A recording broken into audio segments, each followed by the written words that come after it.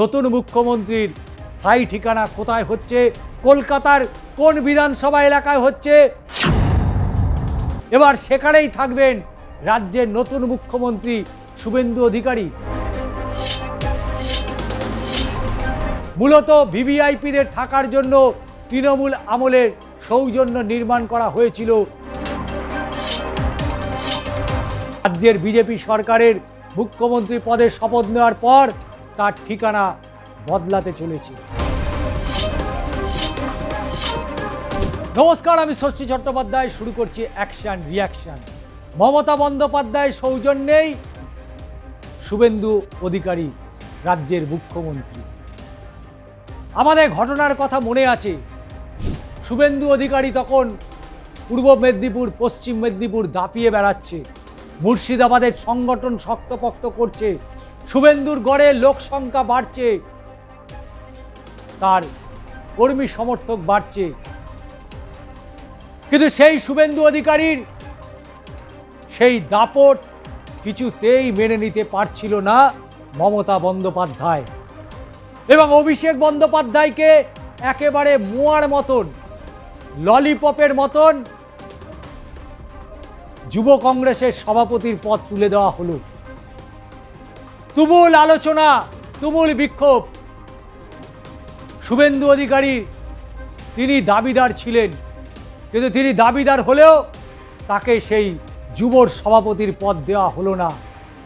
অভিষেক বন্দ্যোপাধ্যায়কে সেই পদ দেওয়া হলো। নন্দীগ্রামের আন্দোলন, সিঙ্গুরের আন্দোলন, নেতাইয়ের আন্দোলনে মমতা বন্দ্যোপাধ্যায়ের ছায়াসঙ্গী ছিল সেই শুভেন্দু অধিকারীকে এক লহমায়, এক ঝটকায় তার সমস্ত দায়িত্ব থেকে সরিয়ে দিল। এবং শুভেন্দু অধিকারী ছেড়ে দেওয়ার পাত্র ছিল না। শুভেন্দু অধিকারী দেখিয়ে দিয়েছিল যে তিনি আর যাই হোক সংগঠনটা ভালো বুঝেন, এবং সংগঠনের মধ্যে দিয়েই তিনি বর্তমানে রাজ্যের মুখ্যমন্ত্রী। কিন্তু তিনি মুখ্যমন্ত্রী হলেও মমতার সৌজন্য তার সঙ্গেই রয়েছে, এবং মমতার এই সৌজন্যেই এখন শুভেন্দু ঠিকানা।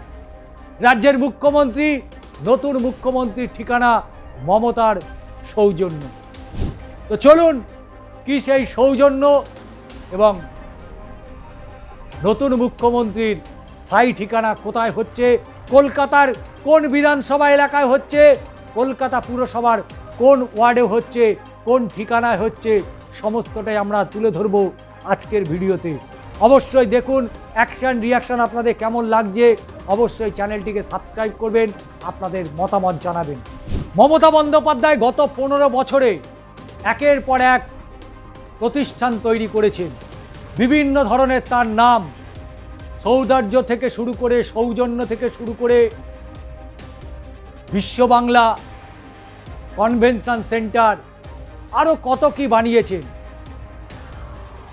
কিন্তু রাজ্যের নতুন মুখ্যমন্ত্রী শুভেন্দু অধিকারীর কলকাতার বাসভবন বদল। এবার থেকে কোথায় থাকবেন রাজ্যের মুখ্যমন্ত্রী? কারণ 2018 সালে তৎকালীন মুখ্যমন্ত্রী মমতা বন্দ্যোপাধ্যায় তৈরি করা ভবনেই এবার স্থায়ী ঠিকানা আলিপুর জাজেস কোর্ট রোডেই অবস্থিত। এবার সেখানেই থাকবেন রাজ্যের নতুন মুখ্যমন্ত্রী শুভেন্দু অধিকারী, কারণ কলকাতার বাসভবন বদল করেছেন তিনি। এবার তার স্থায়ী ঠিকানা হতে চলেছে সেই দক্ষিণ কলকাতায়। পশ্চিমবঙ্গের প্রথম বিজেপি সরকারের মুখ্যমন্ত্রী হিসাবে শপথ নিয়েছেন শুভেন্দু অধিকারী। এবার রাজ্যের নতুন মুখ্যমন্ত্রী শুভেন্দু অধিকারীর কলকাতার ঠিকানা একেবারেই বদলাতে চলেছে। তিনি বদল করতে চলেছেন। এর আগে তিনি কলকাতায় এলে চিনার পার্কের ফ্ল্যাটে থাকতেন। এবার থেকে তিনি থাকবেন আলিপুরে। আলিপুরে কোথায় জানেন? সেই মমতার সৌজন্যতে। মূলত ভিভিআইপিদের থাকার জন্য তৃণমূল আমলের সৌজন্য নির্মাণ করা হয়েছিল 2018 সালের তৎকালীন মুখ্যমন্ত্রী মমতা বন্দ্যোপাধ্যায়ের ভবনের উদ্বোধনও তিনি করেছিলেন। এটি আলিপুরের জাজেস কোর্ট রোডে অবস্থিত। এবার থেকে তিনি সেখানেই থাকছেন। এতটা প্রায় পরিষ্কার হয়ে গিয়েছে। শুভেন্দুর পৈতৃক বাড়ি পূর্ব মেদিনীপুর জেলার কাঁথিতে। তার বাড়ির নাম শান্তিকুঞ্জ। সেখানে কোনো নিরাপত্তার ব্যবস্থা রাখেনি, তাই তো তিনি সকলের সামনে। সেখানেই তার বাবা মা পরিবার অন্যান্য সদস্যরা থাকেন। শুভেন্দুর কাঁথিতে গেলে এই বাড়িতেই ওঠেন। রাজনৈতিক বা অন্যান্য কাজের জন্য কলকাতায় থাকতে হলে এতদিন চিনার পার্কের ফ্ল্যাটেই থাকতেন তিনি। কিন্তু রাজ্যের বিজেপি সরকারের মুখ্যমন্ত্রী পদে শপথ নেওয়ার পর তার ঠিকানা বদলাতে চলেছে এবং সেই জায়গায় থাকবেন যা একটা সময় মমতা বন্দ্যোপাধ্যায় উদ্বোধন করেছিলেন। ইতিমধ্যেই তার প্রস্তুতি শুরু হয়ে গিয়েছে। সৌজন্যতে মুখ্যমন্ত্রী শুভেন্দু অধিকারী থাকার সব রকম ব্যবস্থা করা হচ্ছে। তবে কবে থেকে ওই বাড়িতে শুভেন্দু থাকতে শুরু করবেন তা এখনো স্পষ্ট হয়নি। তবে দিনটা অবশ্যই আমরা জানিয়ে দেব, কারণ শনিবার শপথ গ্রহণের পর একাধিক কর্মসূচি সেরে গভীর রাতেই কাঁথির বাড়িতে ফিরেছিলেন শুভেন্দু অধিকারী। ঘরের ছেলেকে দেখে বাড়ির সামনে উচ্ছ্বাসে ফেটে পড়েন জনতা। ফুলের মালা পুষ্পস্তবক দিয়ে তাকে শুভেচ্ছা জানান সমর্থকরা। মুখ্যমন্ত্রী বাড়িতে পৌঁছানোর পরেই পুলিশের তরফ থেকে শান্তিকুঞ্জের সামনে গার্ডরেল দিয়ে দেয় পুলিশ। অধিকারী পরিবারের অনুরোধ, সেই গার্ডরেল সরিয়ে দেওয়া হয়েছে। তারা চান না গার্ডরেলের জন্য মানুষের যাতায়াতে কোনো সমস্যা হোক। রবিবার বিকেল পর্যন্ত শান্তিকুঞ্জে ছিলেন মুখ্যমন্ত্রী শুভেন্দু অধিকারী। কিন্তু তারপরে আজকে ক্যাবিনেট বৈঠক প্রায় হয়ে গিয়েছে। ক্যাবিনেট বৈঠকে পর সেখানে সমস্ত বিধায়কদের সাথে নবান্নের সভাঘরে বৈঠক। রণকৌশল তৈরি হয়ে গেল।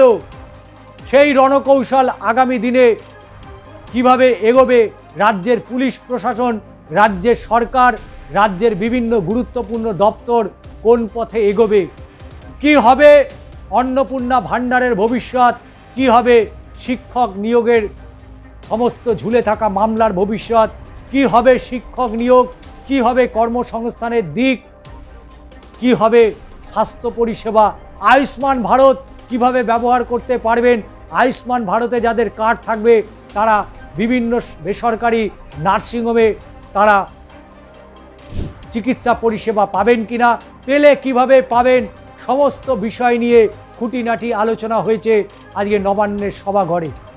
আর সেখান থেকেই নতুন মুখ্যমন্ত্রীর একেবারে সমস্ত জেলার এসপিদের সাথে, ডিএমদের সাথে বৈঠক করেছেন। বৈঠক করেছে রাজ্য পুলিশের ডিজি, বিভিন্ন কমিশনারেটের যারা কমিশনার, প্রত্যেকের সাথে বৈঠক করেছেন। একটা সুন্দর নীল নকশা বানানো হয়েছে এবং সেই নীল নকশা ধরেই আগামী দিনে পথ চলতে চায় শুভেন্দু অধিকারীর নেতৃত্বে বাংলায় বিজেপি সরকার। দিলীপ ঘোষ, অগ্নিমিত্রা পল, শঙ্কর ঘোষ, অন্যান্য যারা প্রথম সারি রাজ্য বিধানসভায় একেবারে আন্দোলনের মুখ হয়ে উঠেছিলেন, যদিও শুভেন্দু অধিকারী, অগ্নিমিত্রা পল, শঙ্কর ঘোষরা নেতৃত্ব দিয়েছিল, কিন্তু পরবর্তীতে দিলীপ ঘোষ তিনিও কিন্তু সাংসদ হওয়ার পরে তিনি বেশ কিছুদিন পার্টির সাথে দূরত্ব তৈরি করেছিলেন। কিন্তু পরবর্তীতে অমিত শাহের সৌজন্যে দিলীপ ঘোষ আবার সমমহিমায় ফিরে আসে দলে এবং তারপর থেকেই যে লড়াই তিনি শুরু করেছিলেন সোজা গিয়ে মন্ত্রিসভায় গিয়ে তার জায়গা করে নিয়েছেন। তাই নতুন সরকারকে কাজ করতে দিতে হবে। ভুল ভ্রান্তি মধ্যে দিয়েই সঠিক পথে এগোবে। কোনো সরকার প্রথমে এসেই তারা সঠিক দিক নির্দেশিকা করে উঠতে পারে না।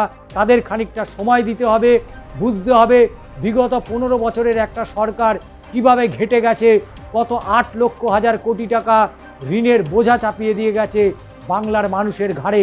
সেই ঋণের বোঝা কিভাবে শোধ করা যেতে পারে, সমস্ত বিষয়গুলো নিয়েই আলোচনা হয়েছে আজকে সৌজন্যতে।